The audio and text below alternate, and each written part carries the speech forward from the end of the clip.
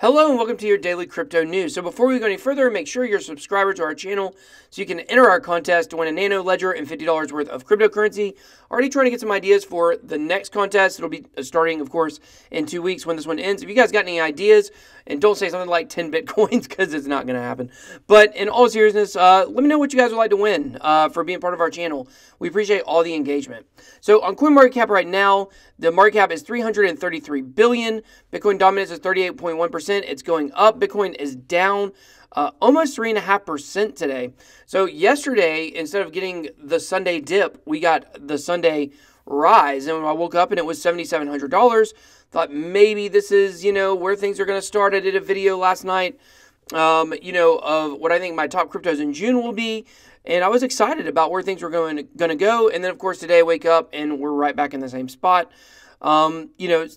Someone made a comment to me on one of our videos about how I said it seems like we're stuck in the mud. And they said, oh, that's good. We can accumulate.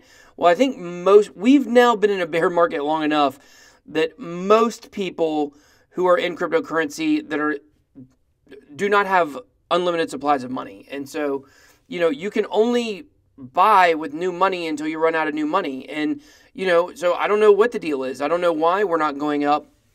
I do think that, I'm hoping June is the month where things turn around based on all the main nets and the test nets, and there's just bullish news everywhere. So hopefully we'll come out of this soon.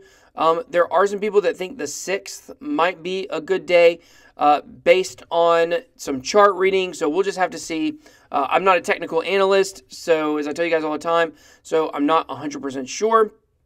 Digix DAO, Huobi token, Skycoin Centrality, and CryptoNext, they're all up a little bit. Huobi token had a lot of news over the weekend, and different things like that. So biggest losers of the day, we've got a lot, and it looks like about the 5. Most are in the 5 to 15% range, or 13.82. Most are between 5 and 10%, and that's pretty troubling. It just goes to show, once again, as we point out all the time, if Bitcoin is down, everything else is going to be down, unless it has some kind of spectacular news, a higher percentage than Bitcoin is down. So if Bitcoin is down 3.5%, you can expect most to be down 5 to 10%. So, hopefully we talked about with, I think with Bittrex is going to be doing some US dollar to crypto trading pairs, that hopefully that will help decouple us from Bitcoin, because right now it's just not fun. I mean, the market would be a lot better, in my opinion, if, instead of everything being red or green on one day, it was like 50-50. You got things that are independently moving without being dependent on Bitcoin. So if a cryptocurrency has good news, doesn't matter what's going on with Bitcoin, the price will go up. But right now, that's just not the way it is. So let's jump over to the news. Coinbase is coming to Japan. They welcome fintech leader Nao Kitazawa. So if you don't know what fintech is, you might think it's a company. I've talked to some people that think that fintech is some kind of company. It's a type of technology. It's technology that has to do with the banking and financial sectors. So they're bringing in a big, banking technology leader to run their Japanese branch, if you will. And I think this is big. So they've got a picture of him with Brian Armstrong. And Coinbase is starting to see they've got to branch out. So hopefully, this is heading towards a new listing on Coinbase. I'm not sure what role Japan will play in it, but, I think they're seeing to catch up with Binance, they're going to have to do something. So if you're in the Monero community, good news today. Now Monero is officially able to go on Ledger. They have full support for it. So if you have a Ledger wallet and you own Monero, now you can put it on there. So I'm sure that will make you happy. Cold storage is definitely a good way to, store your crypto, unless you're like me and you have small children running around the house. And I'm honestly a little bit scared to use cold storage. I don't know where I'd put it that my kids won't find it and, put it in a cup of milk. So I might have to keep it on me at all times. But let's look at Ripple. Ripple is just continuing to show that they like to give back. A couple, maybe about a month ago or 3 weeks ago, something like that, they donated some money to Ellen DeGeneres' Wildlife Fund. Now today they're giving $50 million to 17 universities to encourage blockchain research. Ripple is a forward-thinking company. You might dislike them for many different reasons. You may not believe in the cryptocurrency, or any of the aspects of Ripple that, a lot of people in crypto don't like. But the truth is that they are a forward-thinking company. And just like we talked about Binance starting a social impact fund for blockchain, also Icon doing some stuff in Southeast Asia, these places are starting to see that really for blockchain to blow up, we have to get the information out there to people. So hopefully this will help to be able to provide research for blockchain to 17 different universities, and this can help with mainstream adoption. So this is a very interesting story. I briefly touched on this yesterday about EOS. So less than 1% of EOS addresses hold 86% of all the tokens. Also, we looked at how I believe 10 wallet addresses own 50% of all EOS. And, it's true that these are true numbers. However, a lot of those addresses that hold a lot of the percentage of the coins and the tokens are exchanges. So because of that, that skews it a little bit. And I think if you do a lot of research into other coins, you might find the same thing with them as well. And we already know that 10% of EOS is owned by Block One, which is the company that puts it forth, which Dan Larimer is involved in. So just very interesting stuff.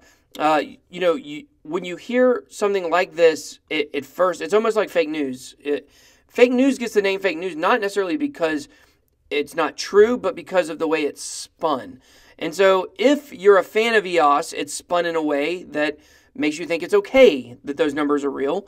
And if you're not a fan of EOS and you hate on it, then it's spun in a way to make you sound like, or to make it sound like it's a scam. So you just got to really do your own research and figure out what you believe. So Sherpa dies on Everest during Ask FM publicity stunt. So Ask FM is like Quora or Yahoo Answers. And what they did is they got two cold storage wallets. They loaded them up with 500,000 of their tokens. And they put one of them on Mount Everest for someone to climb up and get. The other one they brought down off the mountain, and they're going to be giving it away to their community, I think in a crowd sale or something like that. But the point of the story is that this was a publicity stunt, and one of the Sherpas died on the way down from the mountain. There were 5 people. There were 3 Ukrainians and 2 Sherpas, I believe, or either vice versa. So they really hyped up the publicity stunt. However, it seems like this information was hidden from the public. So, I don't know if there's another story that really personifies where we're at in cryptocurrency as much as this does. It's all about hype. It's all about publicity. When you have bad stuff happen, you try to sweep it under the rug. So it's just not a good story. I hate this for the guy. I don't know if he had a family, but it's pretty sad, and I don't think this should be something that should be celebrated. Speaking of people that shouldn't be celebrated, we have John McAfee saying he is going to run for president in 2020. Previous to the last election cycle, you probably would have thought that he would have no chance to win, but who knows? He says that he would run as a libertarian if he was asked to run. If not, he said he'll start his own party, and his whole premise is this will bring publicity to blockchain and cryptocurrency. So I certainly hope that happens, but I don't know if he'd be a good president. He's a little sketchy. So that because of his bet, if you will, about cryptocurrency, about Bitcoin reaching $1 million, that if it doesn't reach $1 million by 2020, then that might make for an interesting inauguration if he were to win. But anyways, so let's move on. Talking about Apple, co-founder Steve Wozniak, a.k.a. the Woz. He says he hopes Bitcoin will become a single global currency. He said he agrees with Jack Dorsey that that's where the world should be going, but he also said that he wasn't sure if it actually would get there, so that's a little bearish news to me. He said that he's the I'm in it for the technology guy. He said he owns some Bitcoins, but he sold all but one, and he owns 2 Ethereum. He says he does not want to be an investor. I guess he's already got plenty of money. He said he really only wants to be in it for the technology. So maybe the Woz will be the new I'm here for the technology meme. So crypto debit cards are the next stop in crypto adoption. And as always, you can read all these articles more in depth down below. Very interesting article here talking about how until we're able to have debit cards like maybe BitPay, but BitPay isn't actually like a full-blown debit card. I've talked to people who have it, and some people like it, some people are disappointed with it. Once we can finally get debit cards for our cryptocurrencies and we can spend them, every day for small items, large items, whatever it might be, that's when we're really going to see, I believe, adoption take off. Because right now it's like we're only holding these for value. We're not, there isn't a place for us to spend them regularly at. Maybe where you're at there is, but certainly not where I'm at. I know the Bitcoin ATMs are popping up some places, but then they also had problem with them getting stolen or broken into. But I think that eventually this is somewhere where we have to go. So I'm hoping maybe next year we'll start to see some of these roll out. I don't know if banks will be involved somehow, or if the actual teams from the projects, or if there'll be third-party debit cards like BitPay is. But I do think that this is where we're going. So make sure you go read this article. It's really good and really details why we need this in our space. So I found this post on Reddit about it's about IOTA and the Cubic project and how it relates to Forex trading. But it really sprung across this idea to me. This is a $5 trillion industry, Forex trading. I know in internet marketing it's huge because it's pretty easy to sell products to people who want, how-to guides on how to do Forex trading. Forex is like 15 times bigger than cryptocurrency right now. Let that blow your mind. I'd never even had thought about that, but I was looking at some of the numbers, and I think that that the Forex people could be a really good market to go after for cryptocurrency. So really excited to see what this Cubic project is able to do, and if it's able to reel in some of those investors. I mean, think, even if we could only pull in a fifth of the people who are involved in Forex trading, and I know there probably already is some crossover, if not a lot of crossover, but it would be really good to be able to get that money into our markets. Those are people that like to, do day trading and make money. And, I know a guy who did it and he actually did really well. He quit his job and he had a yacht. So that's a real story. That's not, that's not something that you see on the internet where somebody's trying to sell you something. So I know that people do make money with it. So if you're into Forex, come on over. We want you in cryptocurrency.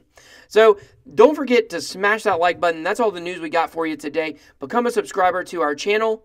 Until next time, that was your Daily Crypto News.